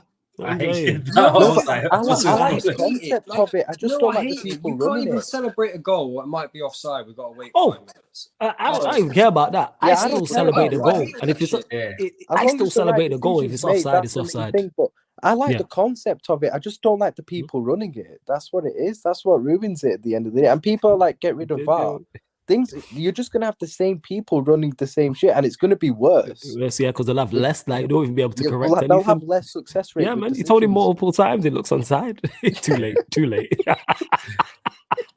It was crazy. Exactly. Man. Why can't they just let it flow unless it's definitely offside, and then they can cut? Because he broke up for you, look. All right, cool. He'll be back in that. Jesus. Yeah, you're right. What's up? Is it me? Nah, he Indiana broke was up? fine. Indiana was just speaking right He there. was speaking. He broke up on my end. Going, so is he still talking now? Yeah. Oh, see, yeah, it's on my end then. You know what I'm saying? I thought it was me. That's all. Yeah, man, bro really said, oops, can't do nothing. Yeah, that's hilarious, man. That I told you, man. I told you about these people. Incompetence. Yeah, go on, Indiana. What was you saying? I was just saying, why can't they just let it slide unless it's definitely offside, and then rule it out later? Let them go celebrate. Let the fans celebrate, and then cut it out when it's gone. I don't care if there's a decision being made. Make the fucking decision. Yeah, Don't tell me you're about to make one. Like, yeah, make the decision. Yeah, don't pass the book. Yeah. Don't pass the book. Don't. Yeah, they're just Rollers, terrible. don't ring me. Don't ring me and say I'm thinking about going out. Just go out. Yeah, just go out. Yeah, Just go out. Yeah. That's what's 100%. happening though. Yeah, That's what's killing that's me. it. Yeah, the Too audio many is outs. That's what it is, man. Wait, There's no too many lie. outs for these guys. I'm that guy. I'm like, I'm thinking about going out today. It's like, yeah, you are one of them guys, man. You one of them that's why you indecisive love VAR, duns. man. That's why You love are VAR. you are definitely my indecisive. mates are son. like, you're such a lazy bastard. If you want to go out, just go out. Don't be Facts. lazy, bro. You definitely one of them guys, man. You know what I'm saying? I was like, yo, Rob, what you want? I don't know, man. I'm thinking about going out. I'm not sure. This is not sure, man. Indecisive. Make a decision, man. What's going on? I'm like Yo, that. hey, we're for no surprise either. We're for short, you know what I'm saying, of 100 likes. And to Marshall, you said shout out to whoever sent me those gifted subs. That was Justice. I don't think he's in the chat. But Marshall, if you see him again, because he gifted out 10 subs a couple of days ago. So I know one was to you, one was to Kaneki, and there was a few others as well. Link for the memberships in the pinned comment anyway. But yeah, Ryan, your thoughts on the whole audio being released and everything? Nah, look, I think we all knew that it was going to be mad. Do you get it? Because of the whole decision and what happened and the fact it was just a crazy situation. We all knew the audio was going to be bad. So, but it surprised me just how funny I found it.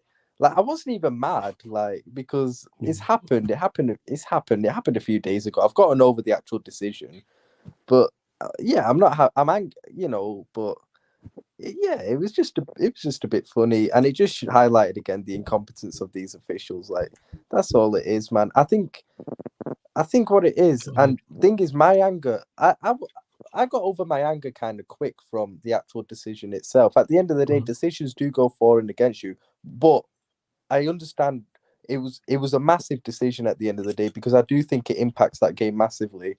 If we get that goal at 1-0 up with 10 men, the fact it only took us to the last few seconds of the game with 9 men and an own goal to lose that game.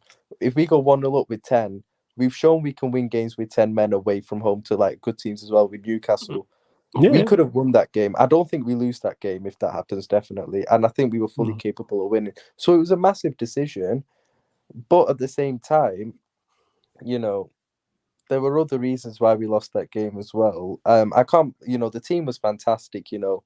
The team gave me so much positives from the day. But in terms of the decision itself, what annoys me is the fact that it was a massive error being made. And the reason why it's getting a lot of publicity, I don't like how people are saying, you got rival fans saying, oh, Liverpool are making a massive deal out of it.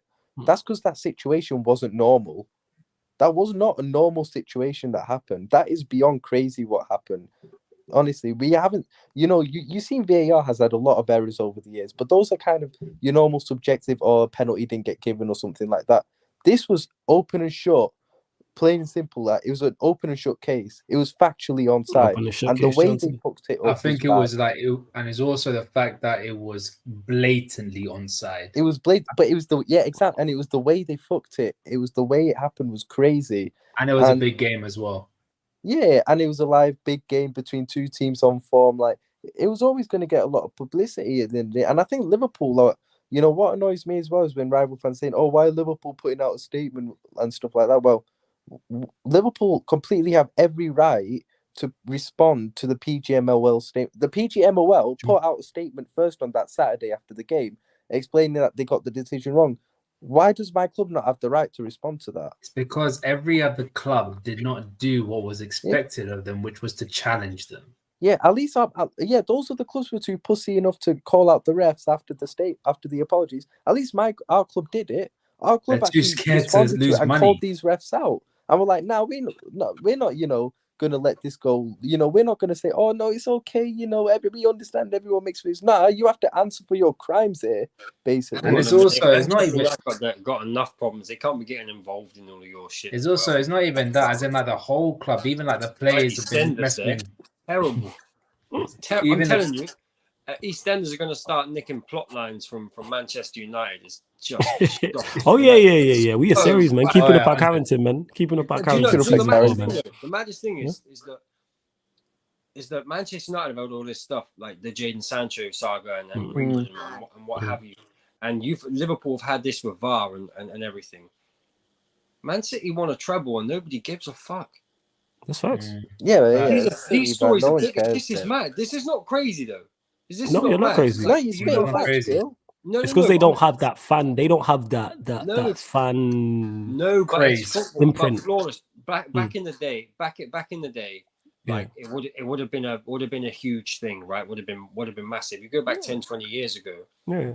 It's because stories are pushed so hard repeatedly at the bigger fan bases, especially Man United. Like, because we're in a news cycle that never stops. The social media never stops. There's no. The thing is, what you have to remember with City is that Indiana's it's not even when they won the treble. They were on. Everyone knew they were winning that treble for ages. Oh, they were favourites. They were favourites for the treble. They were on. Everyone knew they were going to do it. But like you said, it wasn't really getting spoken about as much as what you think it would be at the end of the day, because it was Man City. If Liverpool were on for the quadruple the year before, that was getting It's a conversation. That was getting way more Conversation. conversations about it, obviously. Like, so yeah, Indiana's spot on, man. Like all these things that have happened with our two clubs so far this season, and City only won a treble a few months ago, and you kind of forget it happened. So like. Because like I said, because we're in a news cycle that never stops right now. And when you have a Manchester United fan base, whether it's Liverpool, you throw Arsenal in the mix, you throw a Chelsea in the mix, like that's what it is. We are going to continue talking about it. As well, no, not getting away. No, I'm just talking about being in the news cycle. Like Chelsea have a loud fan base. Like whether it's positive, whether it's negative, there's stuff going on about them. The reason why I said Chelsea is I just feel if any of United, Liverpool, and Arsenal spent £1 billion in 12 months and be in this position, it would be spoken about a lot more. That's just my opinion. But I think it's on who it is, isn't it? Obviously, because where I'm at, who I talk to in live streams and socials, and I hear about it all the time. She's hilarious to me, isn't it? But others may say different. But I hear about it on a regular basis, like, and that's what it is. Like, even when you look at like Lewis and Chelsea Fan TV, for example, or his own channel, like, it's regular. Matisse is another one, for example, as well. And yeah, sir, for good to know you'll be about this weekend. Big up, sir, for every single time. For he was taking the piss. He was taking the piss out of me because I literally just said that. I literally said I'm one of those people that think about going out. See. I thought you were talking about, because obviously you're supposed to be on the stream that you jumped on. You know what I'm saying, on Saturday. That's what I thought it was. But yeah, man, big up to you, sir, for every single time. Yeah, you were supposed to be there, innit? But obviously you didn't make it on. It was a great show. It really, really was. Who you Liverpool? Who you lot got on the weekend? Brighton away. We got the Europa League game on Thursday at home. Yeah, you playing what then? Union St. Gherkin's brother. It's Union Alex St. McAllister, the McAllister. No one don't care about them lot, innit? And the reason why I'm crashing on that team is because Peter and Jez and a few others went on loan to them, innit? What they call it? Union St. Berlin or something? Union St. Gherkins, man. You know what I'm saying? Union St. Gonads. That's what they call it. Union St. Jealous. No one cares, man. Union St. Gillette, man. Nobody cares, man. You know what I'm saying? Like, no one cares. But to the Brighton game, Ryan, confident going into that, and we'll get your prediction as well. Confident going away to Brighton. I am very confident, man. I know we lost the other day, but like, I took way more positives out of that. Like, we did not deserve to lose that game. Like, I thought we were excellent in kind of all phases of the play. I'm talking 11 versus 11. I thought both teams actually were playing very well in that game, even 11-11 versus 11. But I thought we were the better team. I think we had like 7 shots compared to their 1 at the time before Curtis's red card. 11-10, we did well as well. We scored 2 goals with 10 men, basically. And even 11 versus 9, we held out until the last few seconds at the end of the day. So we're looking very strong. The mentality is very strong in the team. We've been on really good form this season, scoring goals. So yeah, I'm confident, man. We can go to Brighton and win. Definitely. Brighton ain't exactly on good form as well. They just got Pam 6-1 at the end of the day. Both teams going to be playing Thursday night as well. So there's not really that factor of one team being more fresh than the other, you can say as well. They're playing a harder team as well, in my opinion. Yeah, and I think they'll probably play a stronger team than what we are. I think it's Marseille. Okay. And I think Brighton would play, because Brighton lost their first Europa League game and we won ours. I feel like they're going to play their more stronger and team. They're traveling. They're traveling. So there's no excuse for not winning this game. I think, Curtis is suspended, and that's a shame because he's been playing really, really well. Jota's suspended, but I think and obviously Gakpo's injured, but we've got more than enough, I think, to still win. So yeah, I'm confident, man. Like, we can definitely put a few past Brighton, in my opinion. That's fair. Score prediction before we move on. I'm going to go 4-1. I'm going to go big. I'm going to go 4-1. 4-1, okay. Fairs, 4-1. Team that got beat 6-1, man. Like, Fairs. I hear that. And to John Santos, who says flawless, see you in Europa League. Yeah, you think United are making 3rd? Hey, does he know? Does he? I'm gonna head out. I got to get up in the morning with the kids. Indiana, love, man. Yo, big up Indiana. Big up, man, Indiana, before you go, actually, though, prediction, Brentford.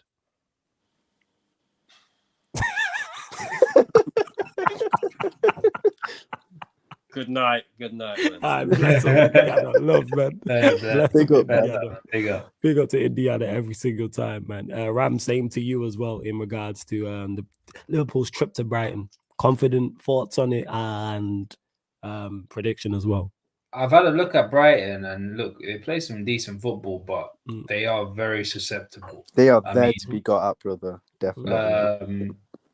I think if we play the counter-attacking football, we will cut them open left, right, and center and send them to the cleaners.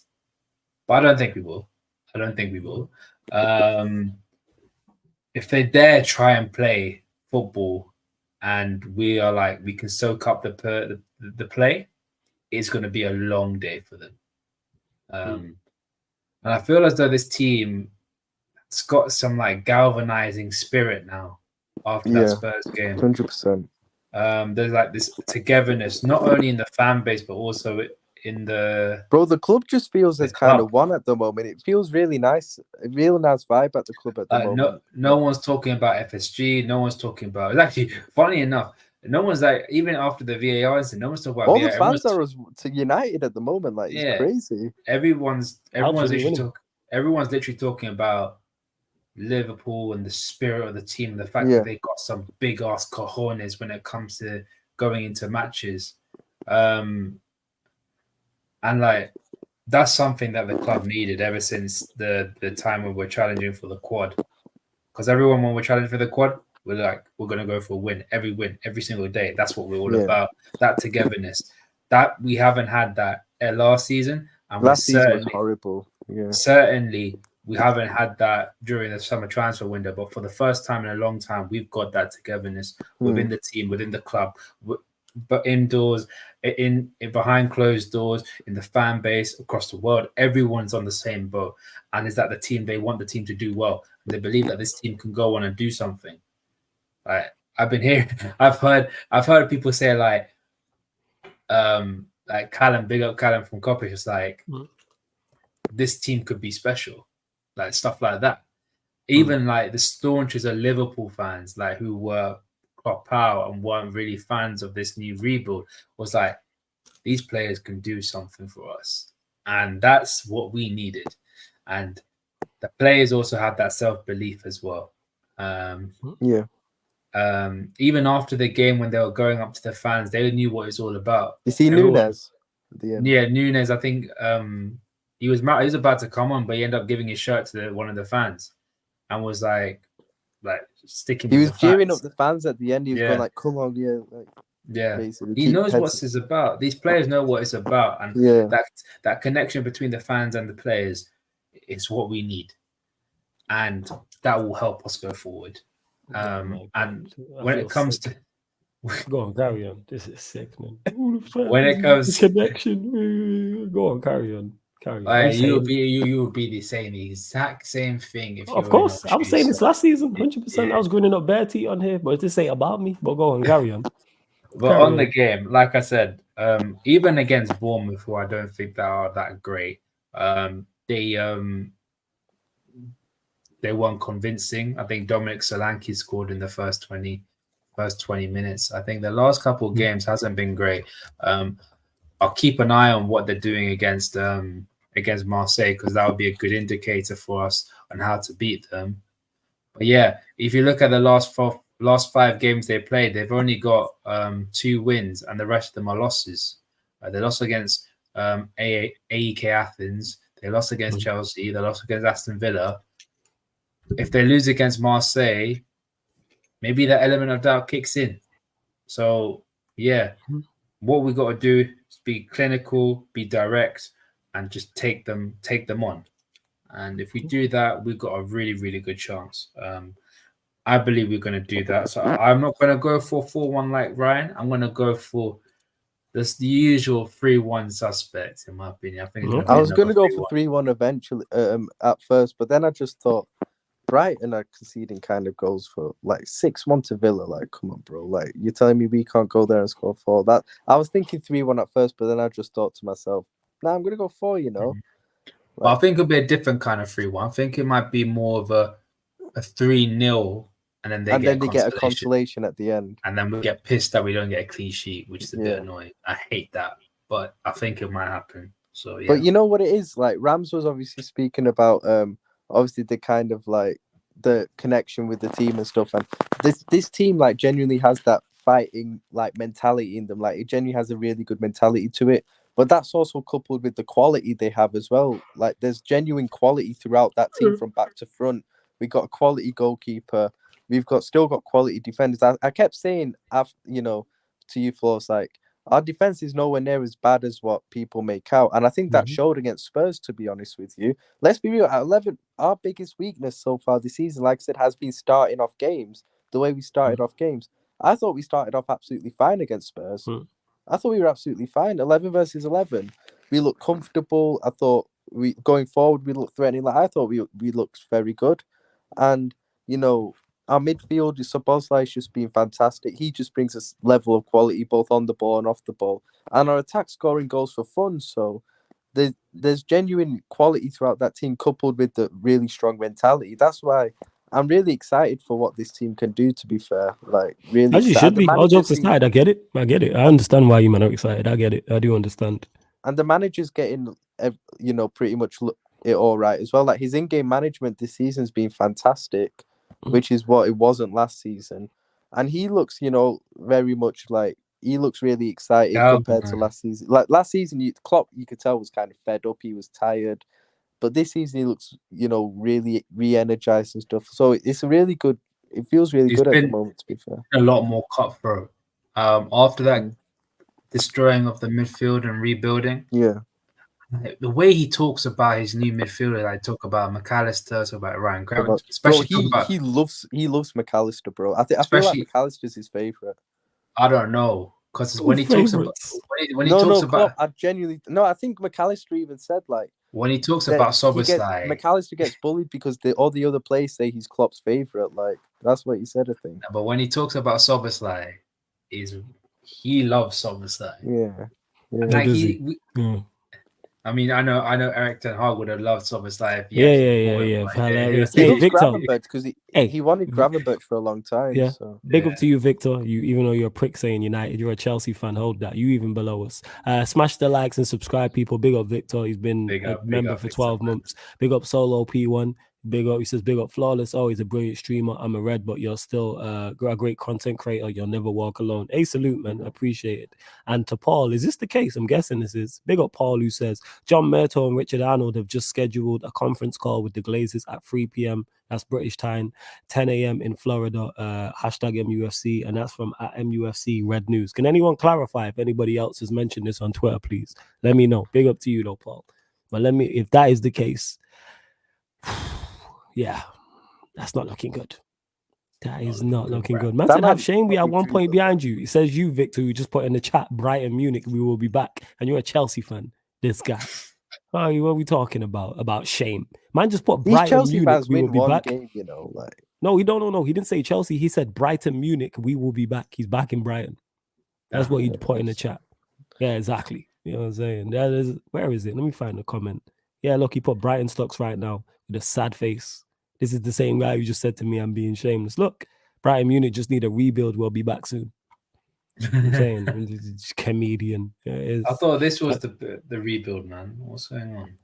I have no idea. And big up to my shame is different to your shame, Sean, man. This guy. Flawless is my favorite guy in here, man. He's the realest guy, even if he's a United guy. Hey, salute. This message does pop up quite frequently. I get shown love from rival supporters because they know I'm not just like, yeah, I run bants and jokes, but like, I'm not taking the piss like all of the time. Like, I'm honest. If I think your team's good, what do you mean, Ram? I'm saying you just a hater. You know what I'm saying? That's what it is. I think there was a question that go on, get to it.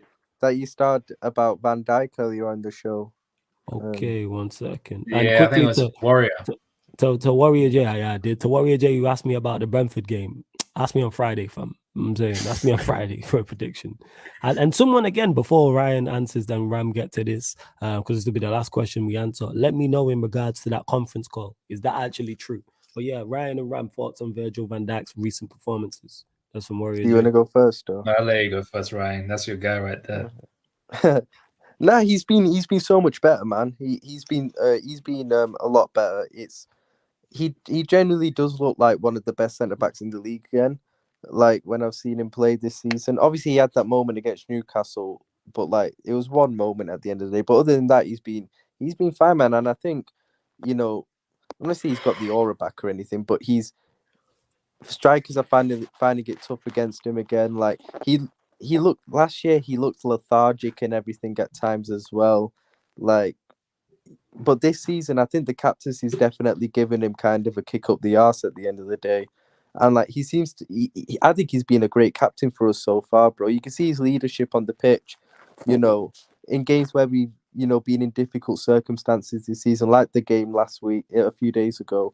Like, yeah, I think he's been really good, man, really good. And hopefully it continues, because if we haven't, and he's still our best centre back by a mile, and I've said that for time, man. Like, even though people say Kanai, I still say Virgil van Dijk is still our best centre back comfortably, and I think this season's showing it, man. So, yeah, he's been solid. His box defending's been very good. He's been, you know, he's been winning pretty much all of his duels, and his leadership's been top notch. So, yeah, I'm really happy with the way he's playing, and I think he can get even better as well.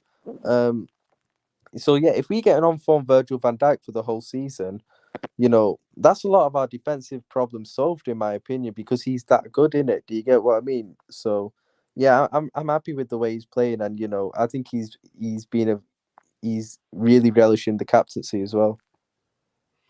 Your floor's yours, Ram. I'm gonna echo what Ryan said. I think the captaincy has really elevated his game. I was one of those people that was a little bit concerned about him being captain. I did want other people in the squad to be captain, in my opinion. Hey, Van Dijk, hey, man, we see you, fam. Go on. In 4K, man. You know what I'm saying? We see you. No, don't do that. I mean, obviously, you got to be a little bit more. I'm obviously conscious of what he's done with the Netherlands, and obviously his record with the Netherlands in there. Great.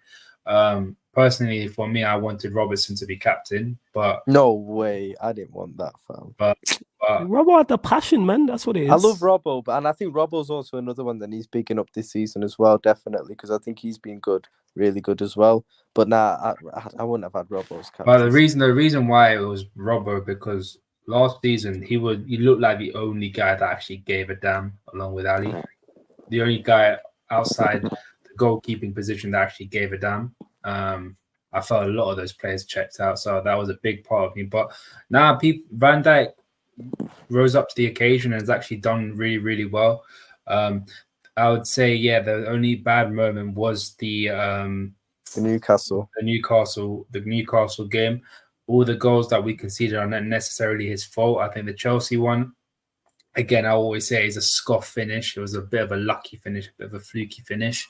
The Bournemouth one, again, for me, was Trent's control. That was all Trent, yeah. Trent even though I would put a little bit of blame on the fact that he didn't need to blast it at him, but still, a player of his quality should have controlled it.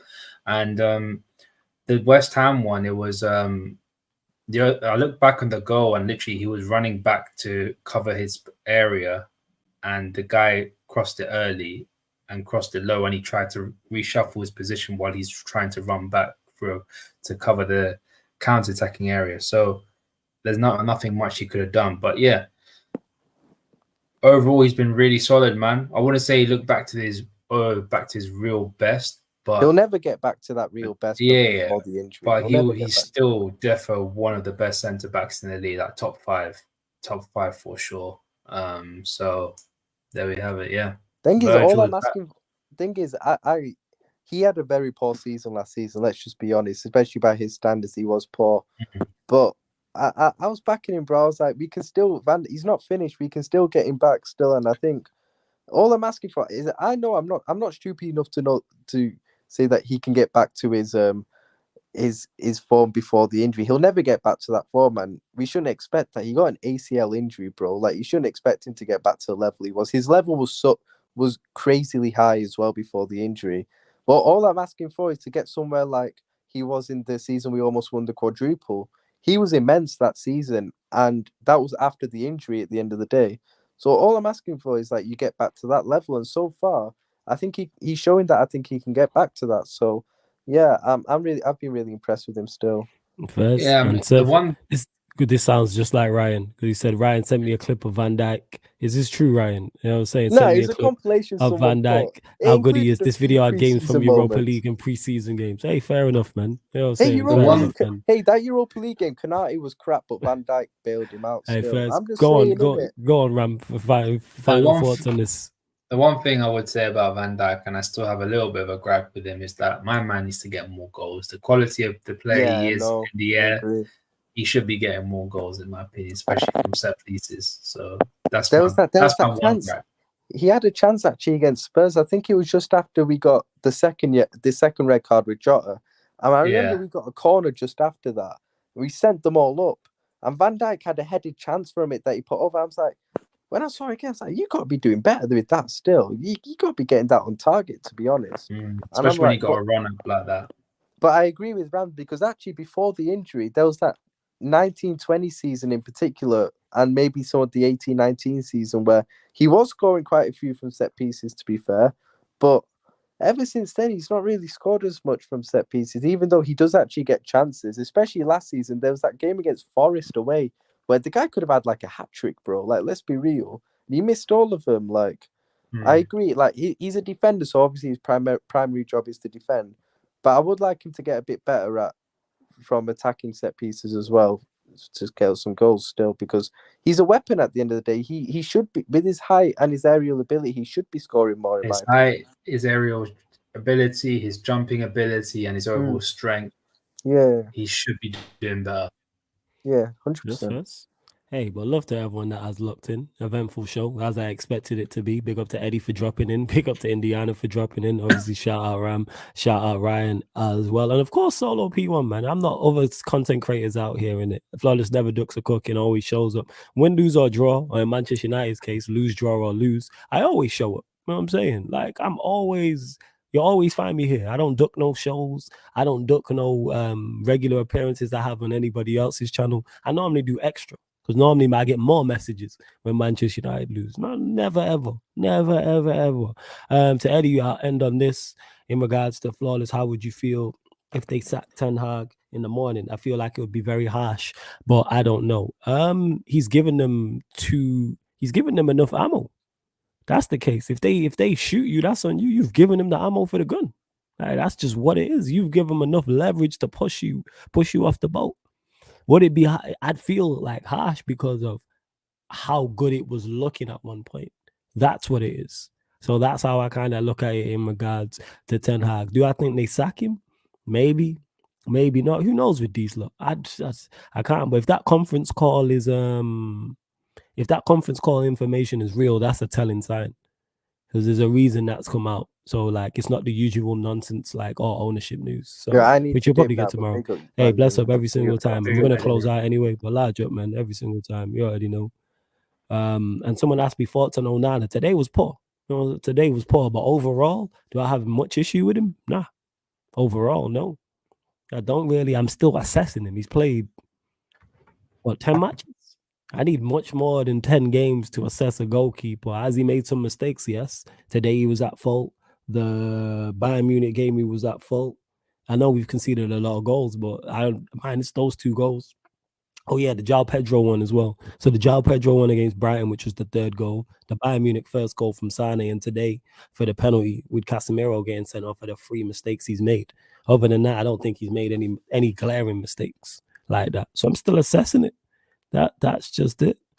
And yeah, to Uncharted, who says, yeah, United are filled with inconsistent players. Yeah, man, that's been us.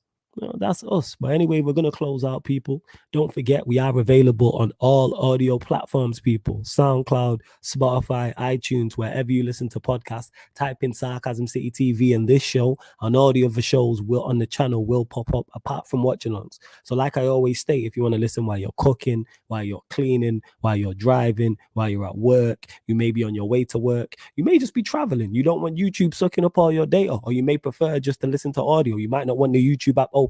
You may be browsing on your phone, doing your thing, wherever the case may be. So SoundCloud, here's with the follow on there, please. Spotify, all you Spotify users, make sure you follow us and 5-star us. It's Sarcasm City TV, and iTunes as well, Apple Podcast, all you iPhone users. We're trying to get not monetized, but we're trying to make money and make waves in the audio space, people, as well as the YouTube space. And on top of that, make sure you follow the Kick as well, Sarcasm City TV Kick. We will be live tomorrow for PSG versus Newcastle. I will do my best to get there. I'm trying to get my hair done tomorrow because I've been putting it off for the longest. So if you don't get that stream, I do apologize, but keep a lookout for it on the Sarcasm City TV Kick. You definitely know at midnight we'll get the Sarcasm City Sports Q&A as always. Large up to all the members, big up all the mods, all the regulars. I've seen new people in the chat as well. See, that's why I messed with Solo P when he said just subbed on iTunes. Appreciate it, man. Make sure you 5-star us on there, Solo. Anyone, any iTunes, all you iPhone users, just 5-star us. You don't even have to be listed on there. 5-star us. 5-star us. It helps the algorithm. Same with Spotify. Follow us and 5-star us. Therefore, I shout you about that. And still, I'll set that up because, like I said, I got the show on Friday. I'm hosting, and I need to get all this sorted out. You know what I'm saying? The facial hair's wild. The head top's wild. I need to pattern it. But Ram, let them know where they can find you, what you got coming up, all that good stuff. Yeah, man, you can find me on the Ram stand. I'll be posting a video about obviously the VAR stuff on Tottenham. I would probably also be doing a last minute preview of the Liverpool versus Gonads. Yeah, got you. What? I said Liverpool Union St. Gonads. Them. You know what I'm saying? Yeah, Is that who it is? them, Yeah. them. Yeah, St. Gonads. Yeah, whatever Crawler said. I mean, it's still disrespectful, but it is what it is. But yeah, I'll be doing a preview on that, man. Just subscribe to the thing. The link would be in the comments down below. Right, yeah. On the road, obviously, we just hit 200 this stream. We're hoping we're going to hit 250 sometime soon. So yeah, please give that a subscribe and also a follow. And I'll be posting some stuff for you guys very, very soon. So keep a lookout on that, man. Yeah, man. And love to everyone that has locked in. And this has been the Manchester United Liverpool show, Mandem United podcast, analysis at Anfield podcasts, live on the Sarcasm CTV YouTube. Big up for tuning in.